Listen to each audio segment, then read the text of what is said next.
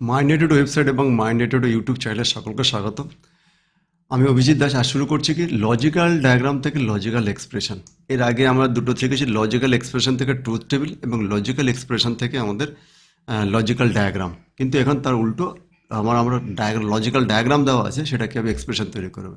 এটা খুবই সোজা জিনিস। তো এখানে তোমাদের পুরো নোটস কীভাবে দেওয়া তৈরি করবে তা পুরো নোটস লিখে দেওয়া আছে। সেটা আমি না গিয়ে তোমরা একবার পড়বে, ভিডিওটা দেখার পর অবশ্যই এটা পড়বে, তাহলে খুব সুন্দরভাবে বুঝতে পারবে।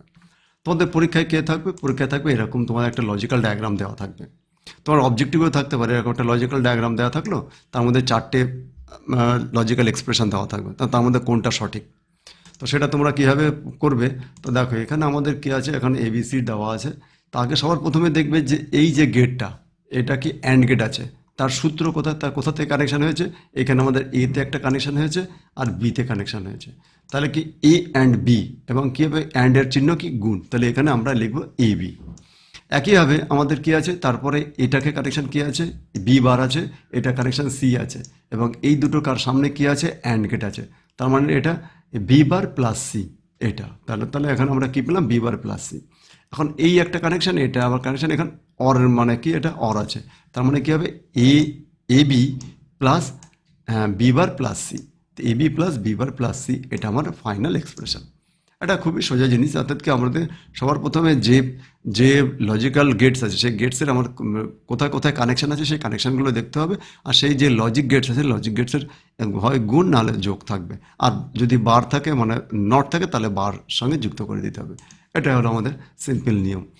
তো দেখি আমাদের আর নিচে আর কিছু আছে, তোমাদের আর এখানে দেওয়া নাই, আমি একটাই মাত্র দিয়েছি। তো এইগুলো তোমরা কি করবে, তোমরা করবে কি আগে এই যে লজিক্যাল ডায়াগ্রামগুলো দেওয়া আছে, এই ডায়াগ্রামগুলো তোমরা নিজেরা তৈরি করবে, আবার উল্টোভাবে তৈরি করবে।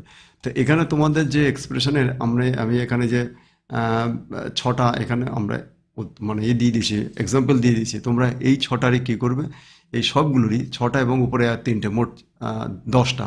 এই 10টা লজিক্যাল এক্সপ্রেশনের কী করে ট্রুথ টেবিল তৈরি করবে, লজিক্যাল ডায়াগ্রাম তৈরি করবে, এবং সেই লজিক্যাল ডায়াগ্রাম থেকে আবার এক্সপ্রেশনে তৈরি করবে। তাহলে কি তোমাদের খুব ভালো প্র্যাকটিস হয়ে যাবে, এবং তোমাদের কাছে যে বই আছে সেই বই থেকে তোমরা নিজেরা একবার প্র্যাকটিস করে নেবে।